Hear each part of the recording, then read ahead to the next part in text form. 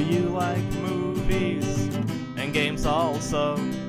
Listen, so much more they all know. Vice and friends, welcome to Corrective Consciousness. Welcome to Corrective Consciousness, episode 147, the podcast where we explore the inanity of pop culture. I'm your host, vysethebold, and this is... OldManStompy. And Fakafon representing Canada today. Oh. As opposed to Tuesday, who are you representing? I don't know. Mexico? French Canada? French Canada. Okay. It's the best Canada. Let's not delve into that. I actually love Montreal. It's cool, but it's actually one of my favorite places. it is kind of falling apart. Well, anyway, we're not here to talk about that. The only thing that I used to know about Canada for a very long time was that when I was in high school, a bunch of the people in my math class, one of the students in my math class was a prodigy, and he qualified for the international math competition in high school. And supposedly, this was at the same year the South Park movie came out, and the tournament at one point was ground to a halt because the Canadian team kept insisting that this one problem involving hexagons was added to the competition. And so, like everybody was singing, all the students were singing the Blame Canada song from the South Park movie. Yeah. You know, because they were sitting, waiting for this stupid problem about hexagons. So, when the guy came back, all he could talk about was hexagons. He just kept talking about hexagons.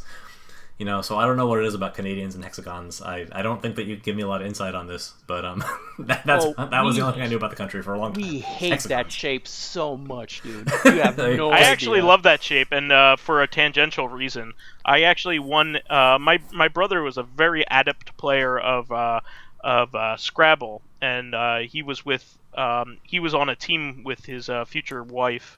At the time, Scrabble is a game that, of course, we all know. It involves a large amount of hexagons. You know, That's right. Hold on, and me and my cousin were up against them, and they are basically wordsmiths. They're very they have a very nice vocabulary. Oh, hexagon is a 7-letter word. I think I know where this is going. Thank you for ruining my story, OldManStompy. That's why I'm here. Great.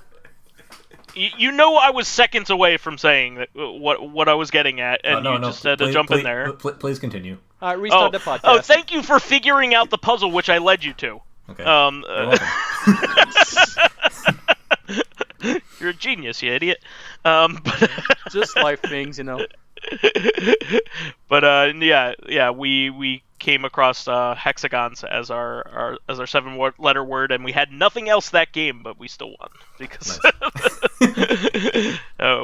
we had a stroke of fortune. So anyway, good time. We'll see everybody next week on Reactive Consciousness. You can find me on the at your local Tim Hortons. delicious.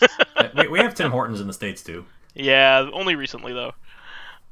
They started basically at Penn Station as far as I could tell. But anyway, this episode I wanted to go over our experiences with life sims and exploration games at large, and games with elements from these types of things, because I recently listened to an episode of Retronauts, which is a very great podcast. I'm not going to advertise for them, obviously, because you have found out about it by now. But they did a very nice episode on Stardew Valley, and I'm not really into that type of game, but I really liked hearing about it. It was just something that there are a lot of things that I kind of had tangential interest in, like WWE and Magic the Gathering.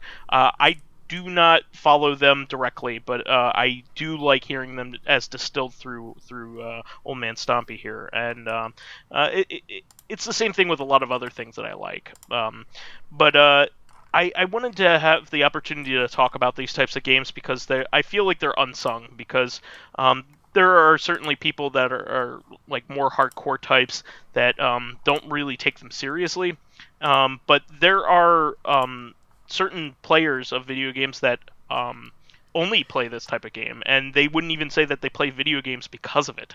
But they clearly do. They just don't view themselves that way.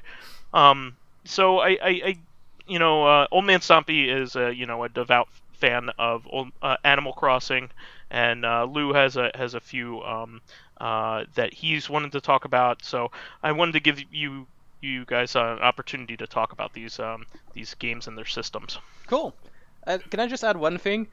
Absolutely. I'm the Just same one. as you. Like when I listen to OldManStompy talk about Magic and talk about WWE, I don't even care about these topics. But when he talks about it, it's interesting somehow. Well, So I'm kudos for that, glad- honestly. Yeah, I thank you for the kind words. We talked about wrestling in the past because 95% of wrestling is absolute garbage. So I would not recommend that you watch it. In fact, I just heard as we were recording the podcast that the lead writer of WWE Raw got fired. Okay. The ratings are in the toilet. So I wouldn't be watching that show right now. I will just tell you things like that, and I hope you enjoy. Well, here's the thing. I've always found people that are passionate about a subject very compelling. So it doesn't really matter what it is, but if you have somebody who can distill it and make it relatable and also pick out what's great about it, really you could get into anything. That's true. Yeah. And their lust for the topic will flow through you. I'm sure I could also get into it to some degree, but I just have so many things that I like to begin with that I just don't have any additional time. So hearing the distillation of it is the way to go for me. I think this is a good topic for this week's podcast, specifically with regarding these life sim games, because I only really play Animal Crossing, but I understand what you mean that some of them are just really compelling to hear about. A lot of these games, like Stardew Valley, where you're given a lot of freedom, to do more or less whatever you want. Sometimes I feel like I suffer a little bit of analysis paralysis. I can tolerate Animal Crossing because it's got a lot of daily objective-based gameplay, and you've got a lot of freedom, but you have an overarching goal to complete your catalog if that's what you want to do, and that stuck out to me at a very early point, in my life of playing that game. Watching somebody play a game like Stardew Valley and seeing how they manage their town, how they live their lives, and when they have a very clear vision in mind, the game doesn't really push you to do it; it allows you to express yourself. Yeah, me watching that is a lot of fun. It takes a lot of the the stress out of playing the game and having to make these decisions. I get to just watch it unfold. Yeah, I've never been one to really like these types of games because I don't really like super open-ended games, and I know it's something that a lot of people like. It's one of those things when I was growing up, there were two Shadowrun games, for instance. There was one that was on the Genesis and one on the Super Nintendo. And they were two completely different games and two entirely different interpretations of that franchise. The Genesis version was very similar to playing a campaign from the Shadowrun books. So in other words, kind of like D&D. Somebody a dungeon master comes up with an analogous name for that person, comes up with a scenario, and you play through it, right? With a group of friends, with characters that you created. The Super Nintendo version is a guided experience through a world that has, the elements from that system of games. So it has a specific story it wants to tell, and about specific characters, and you can't make your own character. You can't re-roll them, that kind of thing. Okay. So I always tell people that I'm more the kind of type to play, the Super Nintendo type experience. But having said that, I do love watching what other people do. I prefer a more guided experience and having a goal in mind rather than just kind of making small goals and coming up with my own end game for things. So what I'll do is I'll like for instance in Animal Crossing, once I have Mr. Rossetti paid back, I would probably stop playing. It's Mr. Nook. Tom Nook. Mr. Rossetti's the. I'm sorry. Well, I'm sorry, I got the wrong gibbering animal. I mean, this is important that like Tom Nook is practically a meme, on the internet. He's the guy who like breaks your kneecaps if you don't pay him back fast enough. But only in like the metafiction. He's like super laid back. Like he doesn't give a fuck what you do most of the time when you're actually playing the game. Sure. No, but it's just funny to make him like that.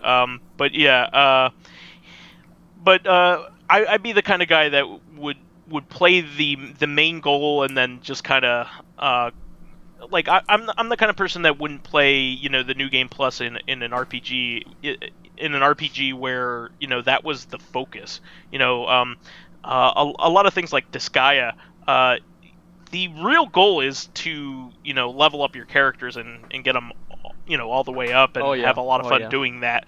Not to beat the campaign, but I would still lose my interest. So I really like hearing about your experiences in doing this kind of thing. It kind of reminds me of these type of games are kind of like a nice spin-off of roguelikes of yore, if in a way to me, because like those games aren't really about winning either. They're about the experiences that they create.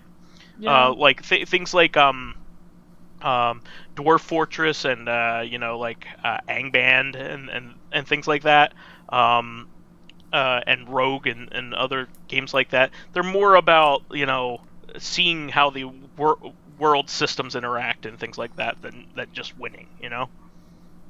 But I mean, I was thinking more along the lines of like the Sims, and like moving in that direction would be more towards like Factorio, Yeah. Where like when you're playing The Sims, after a certain point, the game isn't out to get you.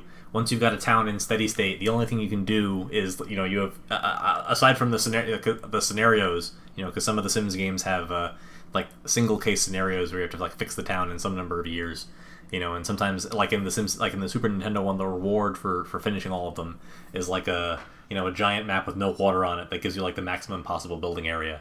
Right, but otherwise, like once you have that map chosen, you build as much as you can, and you're just like progressively trying to make your town more efficient until you're just like personally satisfied with all the things that you've tried. We're talking about Sim City, right? Yeah, I meant SimCity. I know Okay, The Sims is also on our list of topics. I know like less than nothing about The Sims, so I'm like very poorly suited to talk about it. I actually know quite a bit. I mean, the Sims was a really ubiquitous video game series for a long time. I mean, it was the #1 selling video game of all time for a while before Minecraft supplanted it, and it was something that was cool because all kinds of people played that. This was in an era before mobile games were a big thing, before iPhones and other casual forms of gaming had really come into the mainstream. So like a lot of people who normally wouldn't play a whole lot of games played The Sims. Particularly a lot of girls. In our age group, I would say in the the 30s age group. Now it was 20s back then. Nowadays it's a lot better. The gender split is less Pronounced. Pronounced. Yeah. I would say that in high school kids, they're all playing Fortnite. It doesn't matter who they are. They're all playing that kind of thing. But this was an important thing for people who didn't normally play a whole lot of video games. I knew all kinds of people in my college dorm who were playing The Sims at the time, and I think it was really compelling because it was also one of the first times in which high amounts of customizability combined with ease of use was there as well. You could make a house, but it wasn't difficult. But you could make it exactly the way you wanted it. It didn't take an expert at geometry. Yeah, those hexagons. It was fun to do, right? And it was cool. And you could add all kinds of goofy things to it. That was the fun thing. It was adding all the accessories. The accessories were the best part. Mm-hmm. And to some degree that's what I think the end game is in Animal Crossing, right? Pretty much, yeah. So, like, for me, it was all about catalog completion. And then when the most recent, like sort of true Animal Crossing game, the 3DS. Oh, the Wii U one. Yes, the Wii U one. I own all the amiibos, foolishly thinking that one day they'd actually make a game that I'd want to use them with. And they would be the first amiibos I would take out of the box. Except, I guess, for the Super Mario cereal amiibo that you bought me, which is already in a box, but I might put it inside another box to preserve it for posterity. It's like a George Lucas film analysis. Boxes is within boxes within boxes. and none of it worthwhile. Yes. And it all a little bit stale. Well, my personal experience with Animal Crossing... Sorry. My personal experience with Animal Crossing, like, I only played the GameCube one, where, you'd send letters to other people, you'd talk to them, and they'd have, like, really stupid things to say. And one of the things that I realized much later that I wasn't aware when I started playing the game is that the town generates itself with its own citizens in it, right? It's never the same. Mm-hmm. So Yes. you might not have the same town layout as another person. So I created the town. Little did I know that my layout sucked ass. There were cliffs everywhere. I had to use ramps all the time. Like, nothing was easily accessible. If I wanted to go to Tom Nook, I had to walk a mile. If I wanted to go to the post office, it was like another mile. Like, everything was far and stupid, and I had a lot of cliffs. And when my friend played it, his town was almost flat. There was one cliff in a corner, and everything was, like, near and neat, and I was like, fuck off, are you serious? So, they definitely fixed this by the 3DS version. I think that you have, like, there's always, like, exactly one river with, like, exactly one bridge. And, like, one cliff that's, like, halfway through your town. So, I didn't know that was a thing that could happen. I guess my town in the GameCube version was not as dire as yours. I hope I might be misremembering, but I do remember it was a pain in the ass to navigate, though. So the thing that stood out to me the most, I mean, I have several life-related memories because my wife plays a lot of Animal Crossing, and my mom, my dad, my sisters, they all play Animal Crossing. So like I have a lot of like personal memories regarding this game. But one thing that stuck out regarding this objective-based thing was that I was playing, the 3DS one, and in that game, it's very easy during the day to make a lot of money to pay off your debts. In fact, the only like limiting factor stopping you from like paying off all your debts in the first day is that there's like 12 or something levels of debt, where Tom Nook makes you a new story or a new room in your house, and he only makes you one per day. So it takes like 3 weeks to pay off your debt. So I would just like get on, I would play every day, and all of a sudden I noticed there's like a new tab that appeared on my character profile, and I click on it and it says like, you have a bronze badge. You've collected 100 bugs. And I was just like, oh fuck, they added achievements to this game. Like my life is over. They're probably not easy to get. In fact, I've been playing for like 2 weeks now, and this is the first one I've saw, and I've only got the bronze level badge. So I cannot even imagine like what it's going to take to fill out this little sheet, And I believe I never managed to do it before I stopped playing. So what happened was, so my wife, my girlfriend at the time, I was living overseas at CERN, and she, I had bought the game for her so we could like hang out online in each other's towns, like while we were, in this long distance relationship. And she had a villager who was like a little calico cat. I'm sorry, a striped cat, a gray striped cat, and she really liked that villager, and abruptly the villager moved away. Oh. Now in the 3DS version, if I come to her town and talk to the villager, I can put the villager in my town. And so I do that because she's like panicking. She's sad that her favorite villager's moved away, and she wants me to grab it so that she can go visit her whenever she wants. And so I do it, and she's like, "You better take care of this cat as though it were me."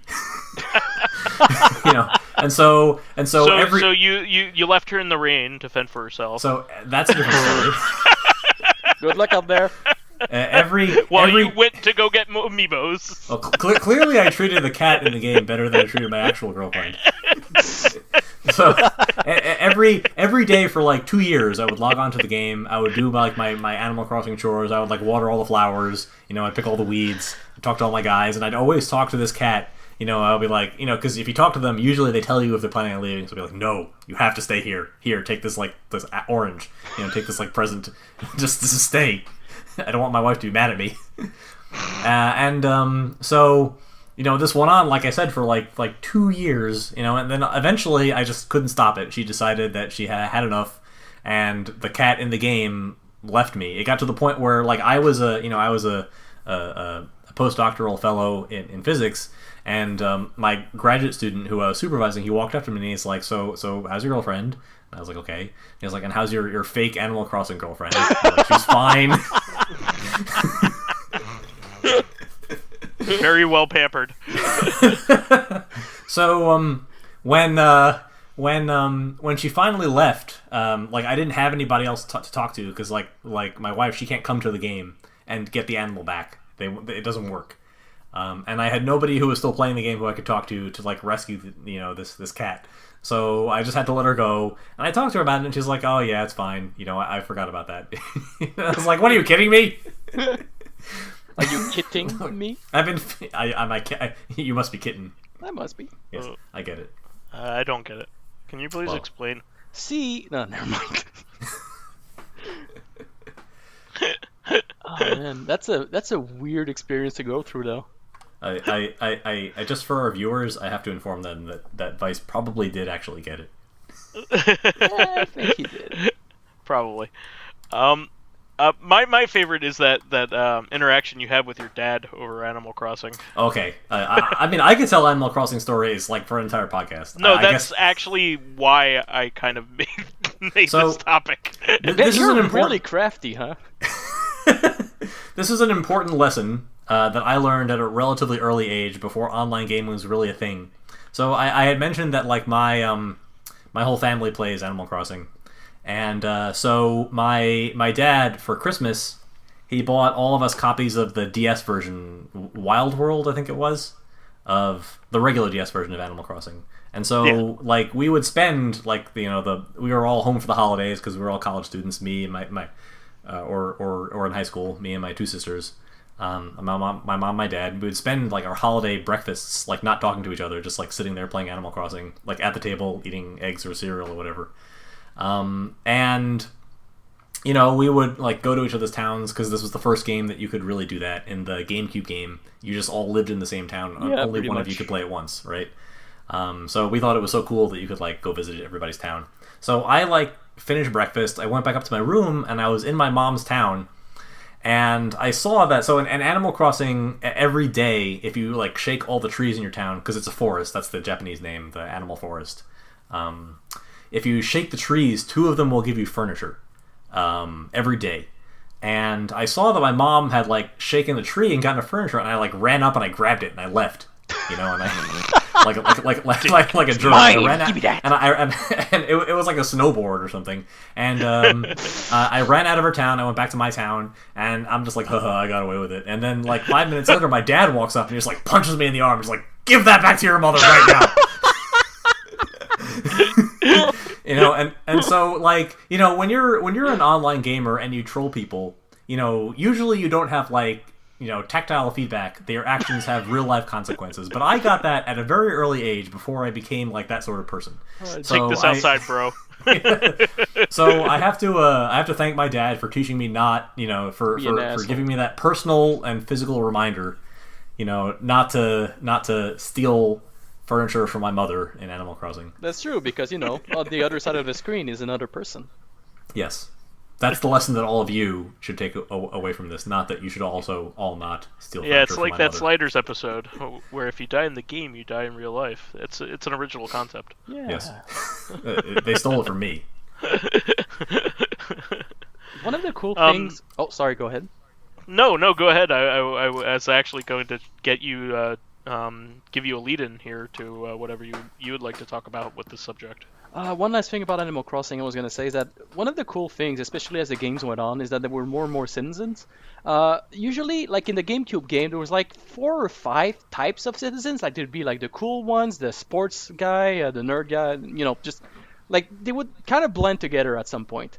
But as the games went on, there was like more and more like type of animals that were introduced, more and more citizens, and like I think a lot of their personalities became more defined too, which was pretty fun. So I agree. So it was like, that was a nice aspect of the game because it also gave you a better incentive to talk to the other animals, because in the GameCube game, like 4 of them would be like enough at some point because the rest would just say the same things, Right. They've rolled this back a bit in the mobile version. There are not very many personalities. Oh. And you're forced to do chores with them like every 3 hours to like really keep up with the gameplay loop. So it's kind of taken away the one thing that is good about Animal the Crossing. P is silent. It's Lou. Lou. It's fine. Look, nobody can pronounce my name anyway. The gameplay Lou.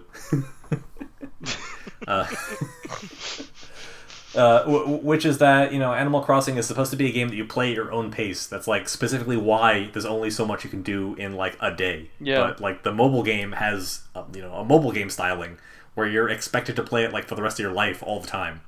I do it because I'm stupid, but I don't feel good about it. I do this podcast too. Speaking of citizens, Harvest Moon actually had a very similar system with like the people that were in your village. Obviously, like the towns were not like I'm going to talk about the 64 one because that's the first one I played. The town, of course, was not randomly generated, and everyone there was just like it's always the same. But what was cool about Harvest Moon, unlike Animal Crossing on GameCube, is that everyone in town had a distinct personality and even like certain interests and like food they preferred, things they wanted to talk about, etc. You could set up people on dates, sort of like in the Harvest Moon, you could actually get married, and like in the game, getting married gave you the benefit that having someone else help you out in the farm, like they would get the eggs for you, or they would like feed your cows and stuff like that. Mm-hmm. And if you would talk to certain citizens, like I think the postman would go out with like one of the girls, etc., etc. So if you kept talking to them, and they would keep talking to you about like people they wanted to meet, and they would eventually go out with them as well, which was fun. So this game it was fun because it had a progression for your own character, obviously, like getting your farm to get bigger, getting your own animals, your crops. But as you would spend time with the citizens, they would also grow themselves, which was really fun. Nice. That definitely does not happen in Animal Crossing. No, not even in the newer games? Nope. Ah, well. So like that's cool. I think they've kept that in Stardew Valley and even expanded it to some extent. The old Harvest Moon games, the first couple were on Nintendo systems, so they were kind of beholden to Nintendo's draconian content policies. The distinction is that the Stardew Valley, you can raise a child as opposed to just having a baby. The Harvest Moon games are also time boxed, right? They usually take place over the course of about 3 years, I think. Yeah, something like that. So like Stardew Valley just runs forever, I believe. It does run forever, and he's constantly adding more content to it. The creator of it, it's basically for all intents and purposes had been a one-person project, which is really quite amazing. It's like Dwarf Fortress if it wasn't made by a psychopath.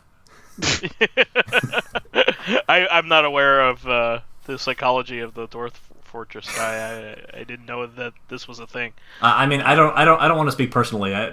He seems like a very nice. The Dwarf Fortress team is like 2 guys. I think it's brothers. And they seem like really nice guys. But, yeah, one of them was talking about like he put it on the Steam store, for healthcare. I don't want to get too much into that. We can talk about that on Recon, which will be like the downer podcast of the week. Yeah. Yeah, we've given you enough to give us thumbs down for this week. It's not that I don't care a lot about it, and it's not that I don't want to rant about it, but I also it's not like the to place for it. Yeah, it's not the place for it. No, you're right. But yeah, that game seems like it has a lot of different places where you can kind of have an end game, which is kind of what attracted me to it. Like, there are certain paths that you could take in the game that Like if you choose it, that can be your that could be where you focus your attention. So in it, there's like relationship end games, for instance, and being able to have a child and things like that, and being able to build all the things that you want to build. It does have a credits roll. Like you can quote unquote beat that game, and see the story content that it has to offer. But like there's so much other to explore and find that most people just keep playing. There's also like different farms that you could have too. It's not just one type of experience that you can have. Mm-hmm. So that's kind of what attracted me to it. There's also like a dungeon in the game where you could play like an RPG like experience. So that also attracted me to this kind of thing. So it sounds like, as far as this type of game goes, it would be the first one I would try. It's also like a better Harvest Moon for all intents and purposes. Yeah, from what I hear, it's like, why would Natsume even like think about putting another game out? Because there's no hope that they could compete with it. Because he just improved upon the formula in every single way possible. Pretty much. I mean, they still periodically do make Harvest Moon games. It's not like... there's one coming out. Yeah. I mean, there's also a Rune Factory game coming out as well. Mm-hmm. Two of them, I think, a remake of 4 and a new 5. Well, from what I understand, Stardew Valley like incorporates elements from both, which is part of the reason that it's so popular. It kind of took both of the things that they were good at and combined them, when they kind of always should have been doing that. Yeah. I don't know. It might be like a tradition thing. They don't want to. They want to keep everything in its own little box. It's weird. Now that I think about it, you just reminded me. Like as the series of Harvest Moon went on, it's weird because like some decisions were made that either made the game worse or like they kind of downgraded some of the fun aspects of it. Like here's a small example. There was also a Harvest Moon game on PlayStation, it was incredibly similar but not exactly the same. It was similar to Harvest Moon 64, if I remember right? Yeah, it was pretty much the same graphics, same concept. The town was different, and one of the things that was weird about that game is that everything was more far away, so it was just longer to get somewhere, which was kind of strange. And one of the things that really sucked is that you no longer had full control of your character. Like in the Nintendo 64, you could go in all 8 cardinal directions. As for the PlayStation, you could only go diagonal, which was kind of weird. And try imagining PlayStation 1 without the joystick. You go up and it goes upright. You go right, it goes down right. You know what I mean? But I mean, that we expect to happen, right? Because the PlayStation shipped with the DualShock didn't exist yet. Yeah, right? exactly. That's why some games like, what am I thinking of? Maybe Tomb Raider? Some games are really Hubert. frustrating to play. Oh, yeah. Hubert? Yes, that's exactly what I'm thinking of. But it didn't stop there because eventually, there was the games on GameCube, etc. And I remember something that was very frustrating in the newer games is like when you play on the PlayStation or the Nintendo 64, everything is very snappy. When you start to toil the ground, it's like snap, it's already there. When you water the plant, it's really quick. But in the new, that's part of what makes those actions satisfying to perform. That's why it's fun. The fast pace and like the immediate payoff, it's really fun. Just like snap, it's done. But in the newer games, like everything was a lot slower because of the quality of the animation, of course. So like when you would go to pick up some feed for your animals, instead of just being like a 2-frame animation, it'd be like a 16-frame animation for every time you wanted feed. If you wanted to hit something with your hammer, your character would have to swing back and then swing forth, and it was really slow all the time. And I don't understand why, because like nobody wants to play a slow farming game. Part of the fun of the older Harvest Moon was like how everything was really snappy because you had a lot to do. Farm life is hard. You have animals to feed, you have animals to take care of, you have crops to grow, you have things to sell, you have people to talk to, you have stuff to buy. So if every action starts taking longer and longer, if only because of the animations, then Mm-hmm. Yeah, I must add that I do like this kind of aspect when it's peppered into other types of games that I like. Like, for instance, I love having a home base where I can customize it and upgrade it over time. Like I first really experienced that in Skies of Arcadia, my namesake here. Oh yeah.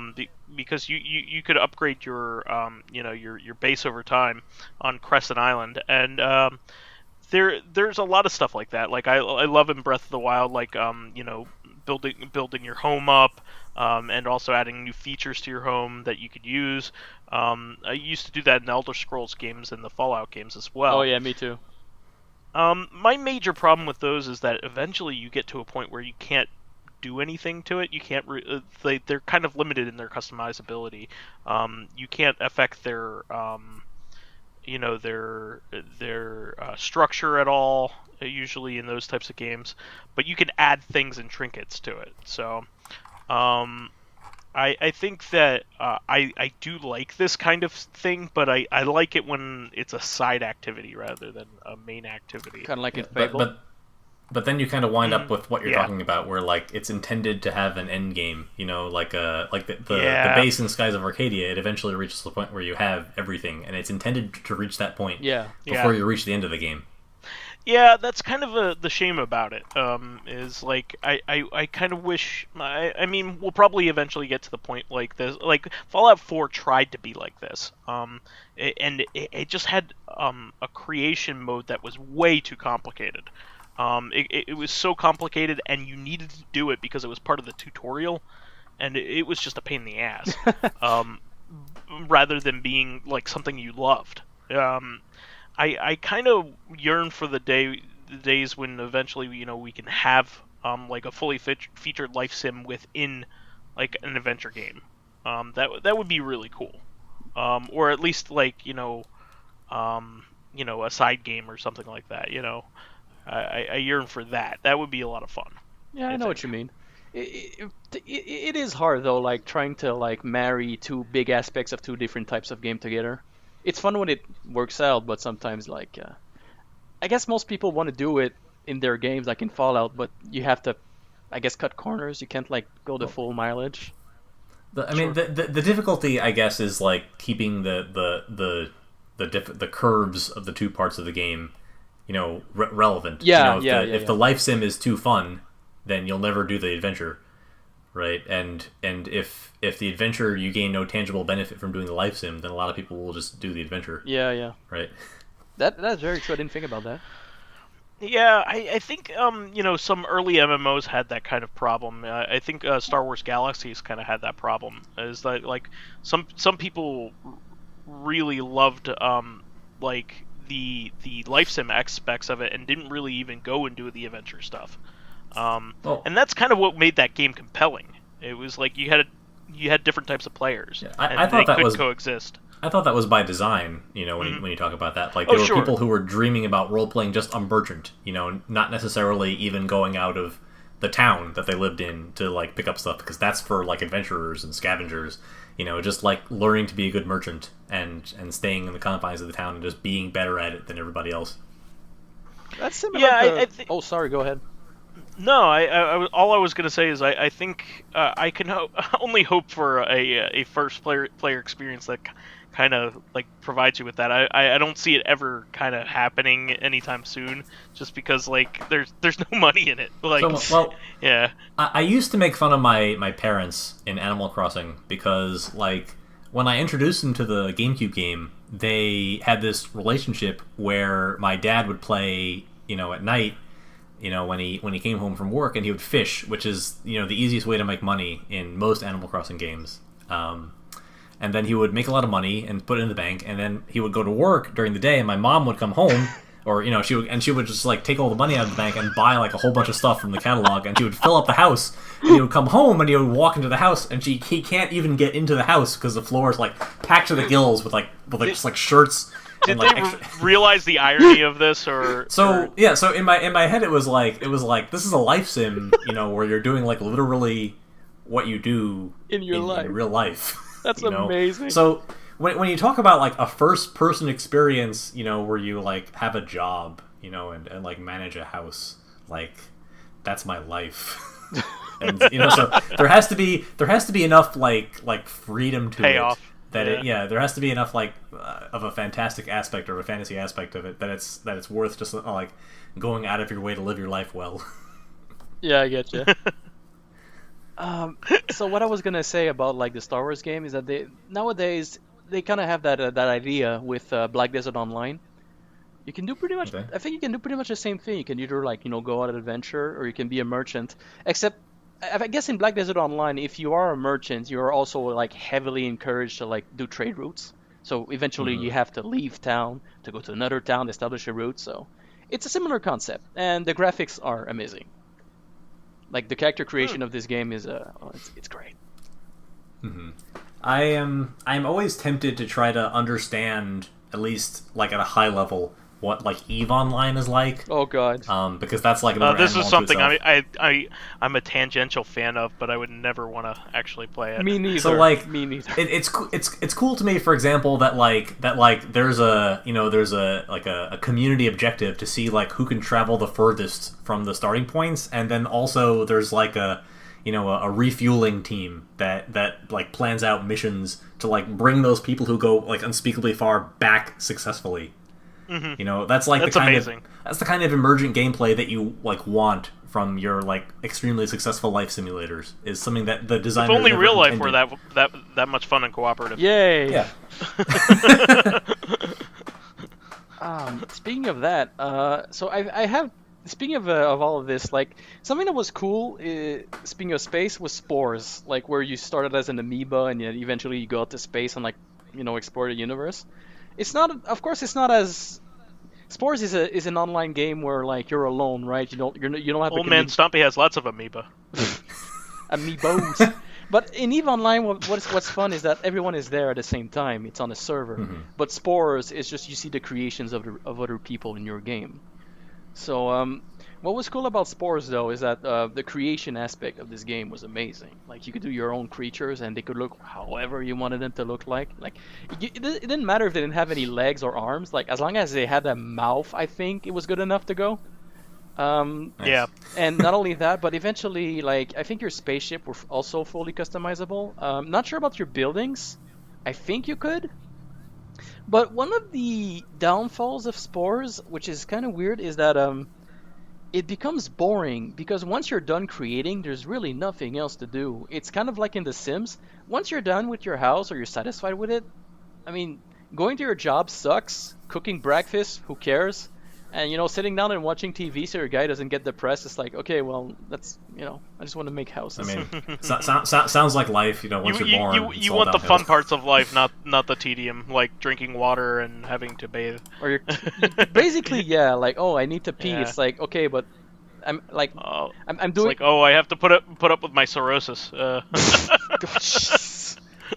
But yeah, The Sims was kind of like that with me. Like I liked creating a lot in The Sims, like creating characters, creating pets, creating houses, and I guess the little adventure parts as well were fun, like in the expansions.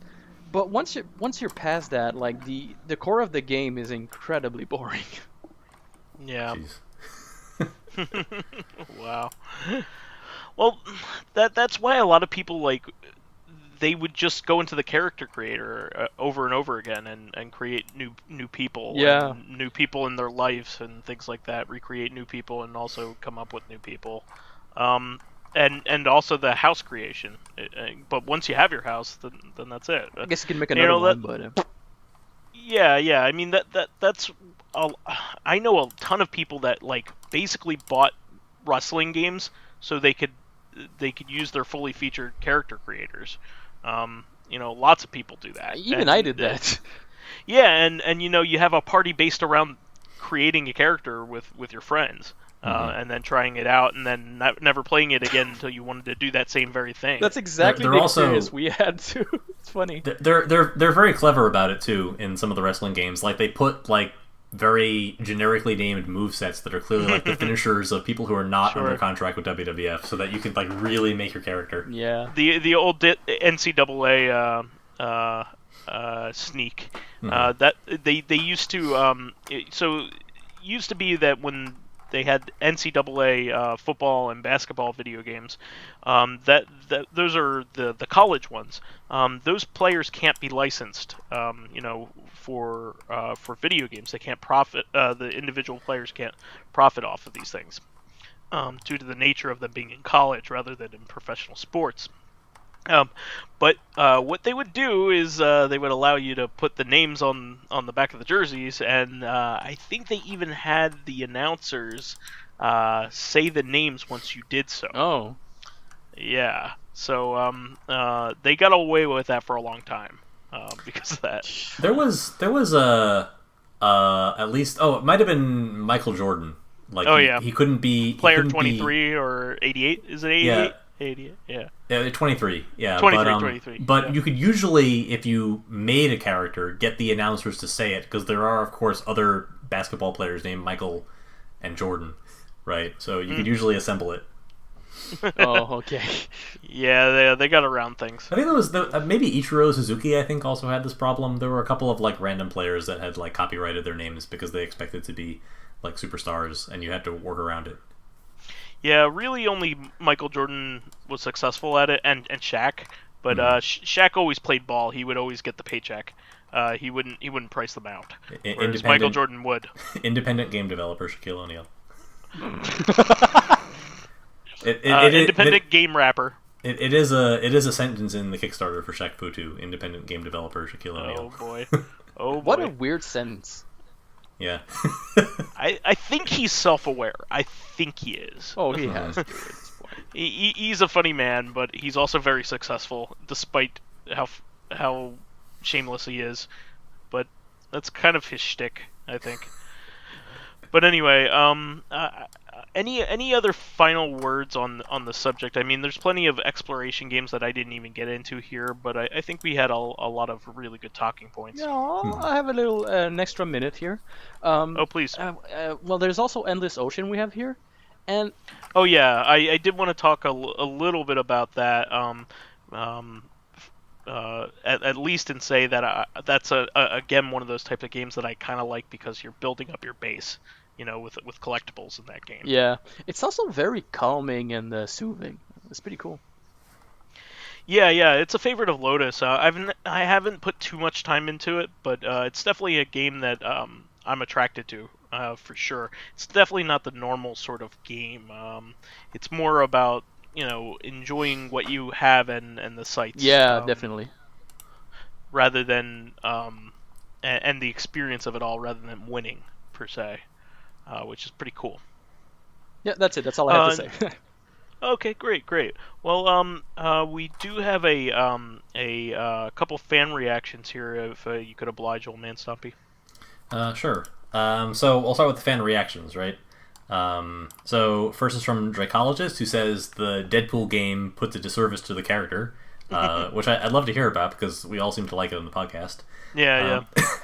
Anyone want to mention the DOS text-based Marvel games? And he still wants a 40k Muso game, which makes total sense to me. Yeah. That series would really lend itself to that, actually. Yeah, I would say so. I actually could see that happening, considering that the 40k license is, I think, still held by Sega, and I could see Sega and Koei Tecmo teaming up. So I think that could happen to some degree, other than the fact that there really aren't any Western properties that have been made into Muso games. Probably, and I very much doubt that unless the hardest of the hardcore, like Japanese fans are into 40k. Unfortunately, I don't think that's a big thing over there. If we didn't get one for Lord of the Rings, then we're probably not going to get one anytime soon for 40k. They have been very sprawling with the licenses that they have been adding to it. I mean, you have a Berserk one, for God's sakes, now, and a Zelda one, a Fire Emblem one, Dragon Quest ones, Fist of the North Star. A Lego one feels like it should be coming at some point. Oh, that would be amazing. That would be cool. Like they all just go flying apart in like blocks. That would be great. Lego, I have the high ground. Hey, Lego my ego. Disgusting. when I was a little kid, I just didn't get what Legos had to do with waffles, and it was very confusing to me. But like all you had to do was like read the slogan. It was clearly Lego with 2 G's. Yes, and so that was even more confusing to me. I see. Like, why do they misspell Legos? They must be really so stupid. I mean, like it looks like kind of like the Lego pieces could fit into the grid of the waffle, but that was the best I had. Did you do that? I mean, I know that you and Pyro were friends, and he's a big Lego fan. Did you like try to do that? I literally Legoed his Egos. I Duploed his Gooplos. Okay, we have a fan comment from General Ledger. It says, for character speed, I'm with OldManStompy, the right place to be. Hey. Speed matters less than solid movement controls. Speed generally only comes to my mind when traveling between destinations becomes tedious. In those situations, though, I tend to see it more as poor level or world design than as poor movement design. I guess I can see that, Yeah. But like we talked about, like, there's a snappy feel to certain things where it's not, like, really dependent on the level setup. It's dependent on how responsive, like, your character actions feel based on your inputs, right? Yeah, well, like in Tomb Raider, like we were talking about earlier, moving in that game is incredibly slow, like in the original Tomb Raider. Oh my god. So even if the levels are designed to be snappy, your character isn't, so it still takes a while just to go to platform to platform. Yeah, I know I use this a lot for like as one of the games that's aged like the worst. I from how it was regarded when it came out. Yeah. Anyway, so we have a response from Baka Sensei for earlier question. This was based off of what would you have liked to have experienced if you had a time machine and could experience something without interacting with it. Ooh. Thank you. So he says, for the fan question, I guess the first Star Wars movie premiere. That would have been a lot of fun to attend, I think. Yeah, especially considering that you also have to put it into context. At the time, there were barely any sci-fi movies, and the ones that were like garbage, like just straight up garbage. And also, before then, there were no Star Wars fans. Oh yeah, that's crazy. There were actually no toxic fandoms whatsoever. I mean, Star Trek had been around for about 10 years, right? So. So plenty of toxic. Sorry. They even had slash fiction. Didn't that term originate from Star Trek? Yes, fiction? yes. That's precisely what. And the term Mary Sue originated from a character in a Star Trek. Oh, I didn't know that. Yep. Yeah, fictional story. Yep. For a show that was only around for 3 seasons, it really spurned a lot of stuff. It spun off a lot of stuff. It's also produced by Lucille Ball, which is also very surprising. Hey, it's even in that the Chekhov's gum came from, right? No, that comes from the author. Oh, sorry. Yes. Not not Chekhov the Star Trek character. he didn't have a rifle next to his teleporter. that had to be fired in the third act of every episode. Usually at a red shirt by accident. Oops. Yep. Well, I mean, it might have happened. Consider red shirts. Yeah. I would watch that. Not to mention they didn't really have bullets in that show. Yep. Well, you could set your phaser to kill in Act 2. Oh, okay. Gotcha. All right. And okay, for the extra fan question, follow the Prime directive. DS your character, if I remember. Dark Souls. Dark Souls. Your character. Okay, if I remember, one option is to take the throne. Yeah. So I mean, this only happens Demon at the Souls. end of the game, right? Demon Souls. Yeah. Okay. This would be Demon Souls. Yeah. All right. Thank you. So Dark Souls, you also, I think, have the option to be the like the Ascendant Lord of Light, or to bring the darkness. Yeah. Right. And so the Age of Man. The darkness is actually kind of the good ending, even though it doesn't seem like it is. Right. Yeah, because you're prolonging like suffering with the other one. Which is, it's interesting. It's death versus like keeping somebody on hospice. It's intended to be a difficult choice, right? Because it's not the kind of game where you necessarily have to be like satisfied, right? It's a narrative that requires sacrifice. Pretty much. Yeah, and the world is crap sack. Every choice is bad. Yeah, everyone you meet is like a anyway. That world. Yeah.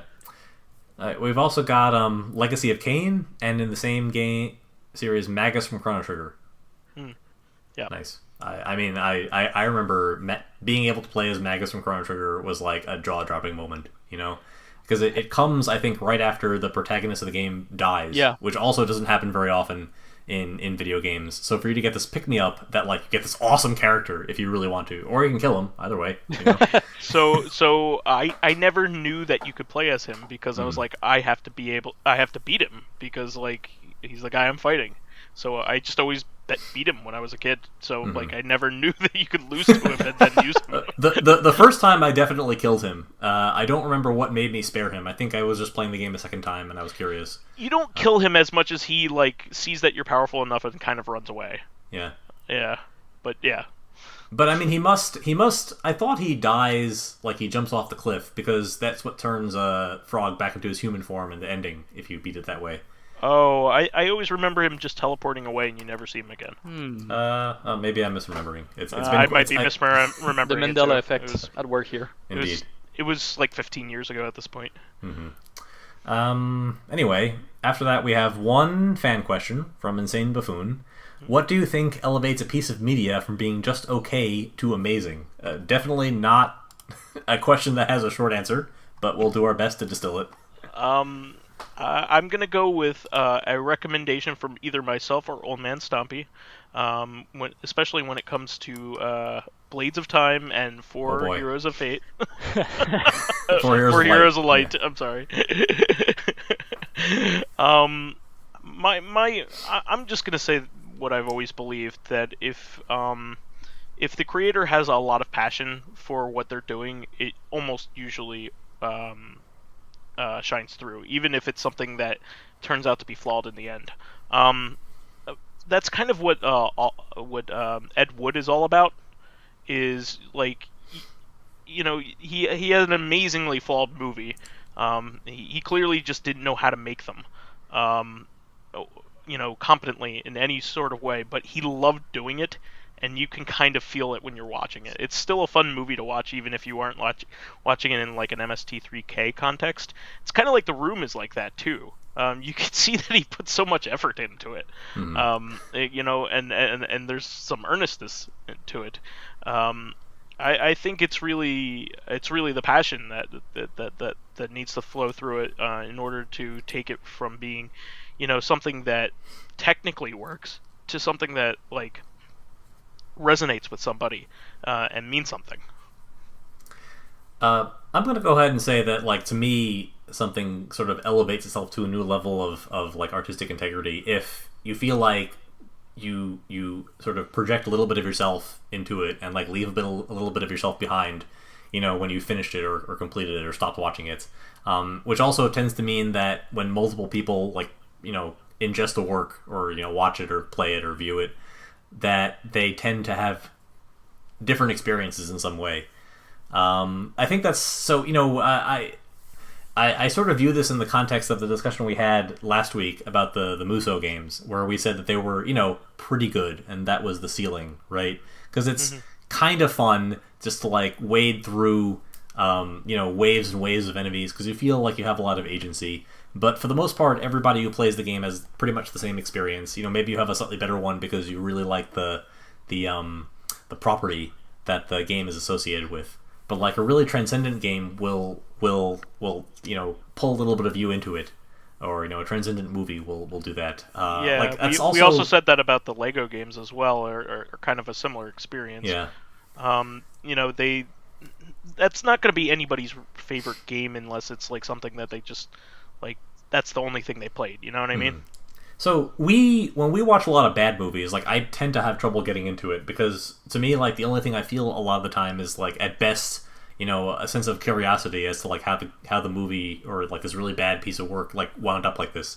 The times we really highly regard something like The Human Tornado is because like we personally like watched it and like laughed like crazy. That doesn't have that much to do with the movie. That's like a really personal experience that we had. Yeah, and we were surprised by that movie. We didn't know it was as funny as it was going to be. Yeah. And like they're super interesting to partake in like historically to understand how those movies were made and to like look back at what the film industry was like for black actors and for black audiences. Like you can learn a lot historically from that. And not only that, but like they got a time in which they could make those movies, and then they had it promptly taken away from them once they had it.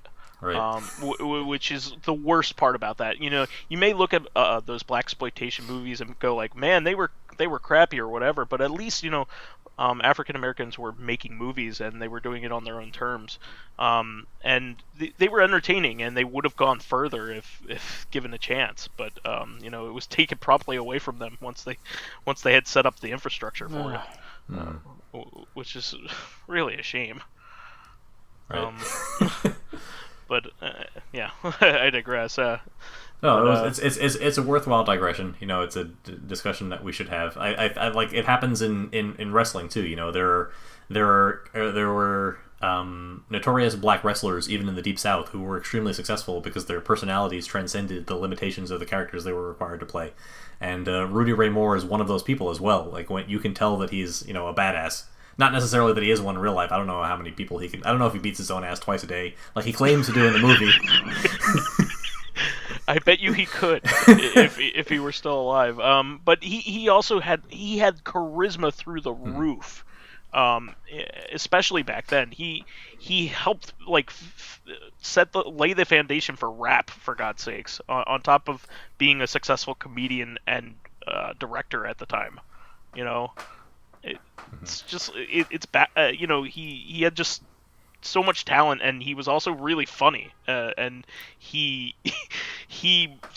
when he set his mind to do something, he did it, which was really really cool. I mean he kept playing the character all the way up to his death. You know, like and the third movie was actually still really funny, even like many years later.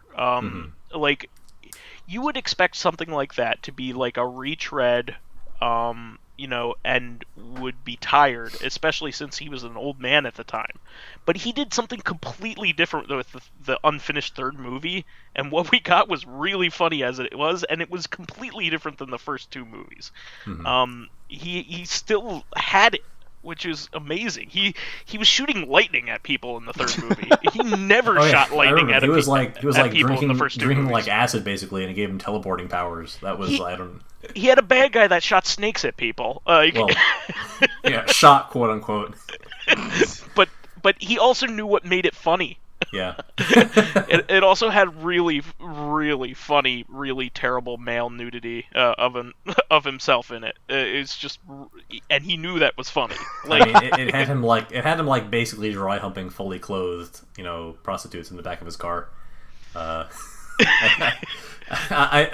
have to say I'm not really sure like what that scene was supposed to accomplish, but it definitely had. It made me laugh. Let's put it that way. I mean, he was aware of the absurdity of the film that he was making. It's not like he was in on the joke.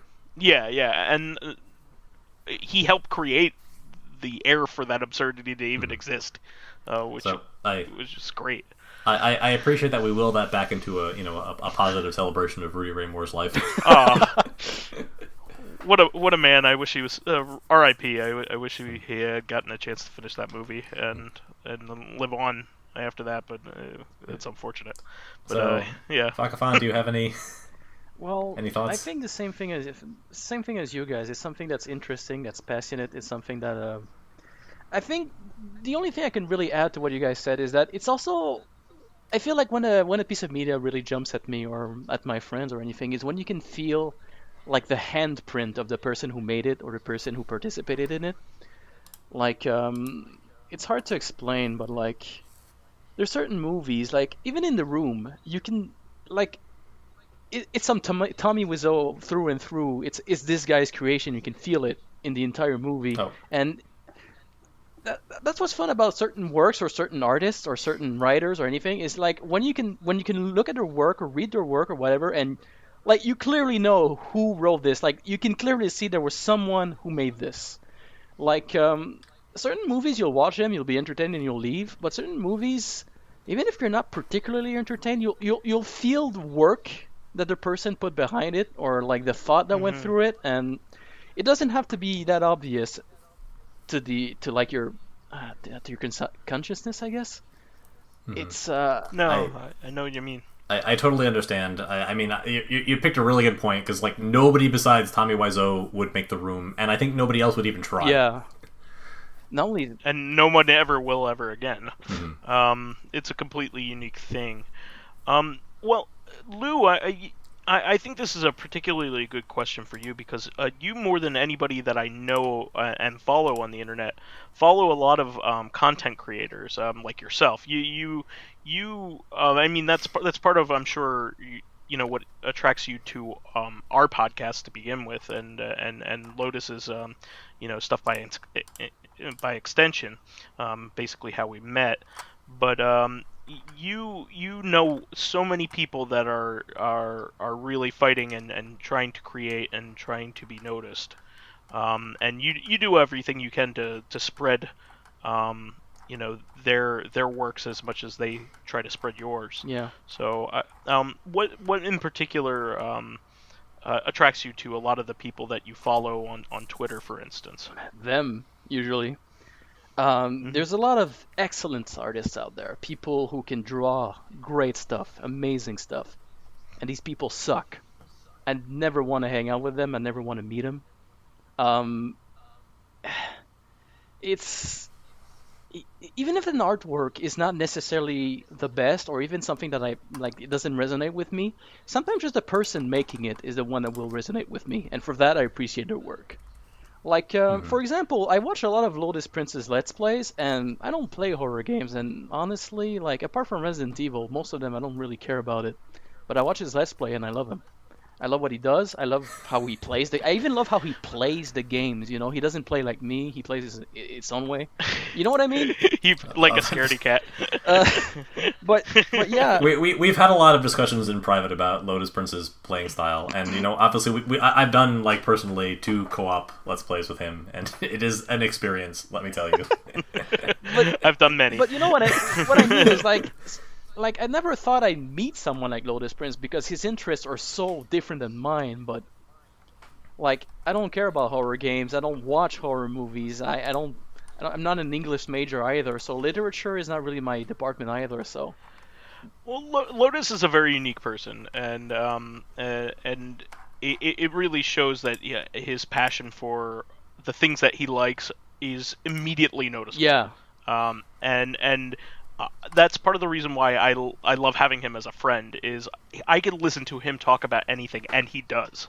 And oh boy. but it's great. Like, it's not an annoying thing. It's a lovable thing. And it's very something that's attractive. It's something that draws you to him. It's funny too, because I have, after watching Lotus's Prince, because I think the first thing I watched from him was either Snatcher or Overblood or something. Oh, that was our co-op Let's Play. And I loved it, by the way. Oh, thank you. Then I was like, I'm gonna watch some more stuff like him on the net. No one clicked. Like, I tried to watch a few other like horror game players or people that were like kind of similar in his interests. Most of these guys were incredibly boring. Like, lifeless husks. Nothing like our Barkley Shut Up and Jam Gaiden Let's Play. Huh? Oh my god! I don't have to watch that. That's still our signature. If you ask me, that's our signature LP together. I'm gonna have to watch that. My favorite. It's probably my favorite Lotus Prince Let's Play. It made me want to play the game. Yeah, I would say that it like, outside of like Lotus's sphere, he actually got a lot of attention outside of his normal viewership because of that Let's Play in particular. And we actually talked to, like, Lazarus listens to our show, like our humble show, because of it, which blows my mind still, that I interact with him. He's the one who made often. the game, right? Yeah, and he's one of them. Okay. We've managed to name drop him in both episodes of this week. Holy shit! Yeah, and we did. And he'll respond. He'll probably respond in some archaic and verbose way. Well, now he has to. Come on. Doesn't have to do anything. You can tell him what to do. My favorite part about him is that his internet presence is a character. It, like, he thinks so hard about how he wants to say something to you, and he will do it in his character of being Lazarus. Like, I have no idea how he's like in real life. I think I may have met him once, but there's no way he acts. The way he types, he's like Thor almost. Is he but the like guy? A really goofy Thor. Is he the guy who dressed as the wizard at the basketball thing at Otakon that one time? Yes, I'm pretty sure that's him. Then he does a pretty good job of maintaining the character in real life. But like he. Like if you ask him something like in an email, he'll come back like that. He'll never come back as like the human Lazarul. He'll come back as his character. And this is for an audience of one other than himself. Maybe an audience of two at best. So yeah, I can honestly say that like myself, like Vice, Mr. Ryu, Lotus, whatever experience you've gotten from us. From this podcast and from the videos that we've done on this channel and on Lotus's channel, like that's pretty accurate to what it's like being with us in real life most of the time. Obviously on a conversational day and not necessarily on a day when things aren't going so great. But generally speaking, that's what we are all the time. And that was really the whole point of the show is like I recognized how fun our conversations are. They're very intricate and inane all at the same time. And that's really what spurred me on to like recording us doing it. To become the 10,000th person to do a conversational podcast on the internet. Would you say that's what elevates your piece of media from okay to excellent? I think so. That's a good way to top it off there, Fakafon. But that was a good segue. So any final thoughts, guys, as we lead into our no, that's pretty much it. Final remarks here. That's pretty much it for me. Okay. Yeah, I'm good. Okay, that's the show for this week. We want to thank all of our fans who contributed questions. We're running a little on the low side. I think we have 2 left. We would very much appreciate some new questions in there. Last few times that we've asked for them, people have posted multiple questions. Feel free to do that. We'll get to them, please. Please keep us supplied with awesome topics by submitting questions of your own via the YouTube and Soundcloud pages. While there, gives us thumbs ups, likes, and 5-star ratings on iTunes. It helps promote and spread awareness of the show, and any bit of encouragement helps keep the show going. You can also catch us on Tuesdays on our sister podcast, Reactive Consciousness, the in-depth podcast about what happened this week in our lives. Finally, you can friend me as vysethebold on Steam, PSN, Xbox Live, Twitter, Battle.net, and Switch. And you can find me as OldManStompy on most major gaming and social media networks, and I didn't stop to think about something funny to say on the end like I usually do, so I'll just pass it off to him. For Heroes of Light. So you can find me on Twitter under Lou Fakafon, or you can find me under Fakafon on YouTube. And if you want to look at my webcomic, it's Kajula.com, and you can also find it on Webtoon.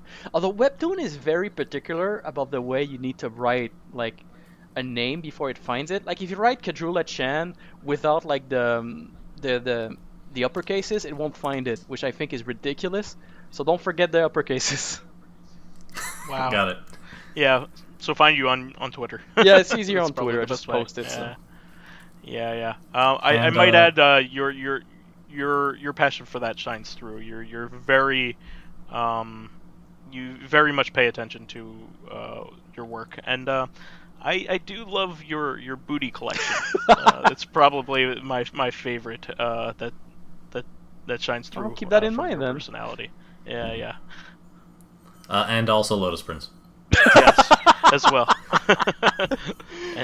So he is occasionally on this podcast. That's his name and his Twitter handle. He has a Patreon. You can give him money if you like. I don't really care. I think he's been there. Oh yeah, we forgot to plug him last episode. I feel bad.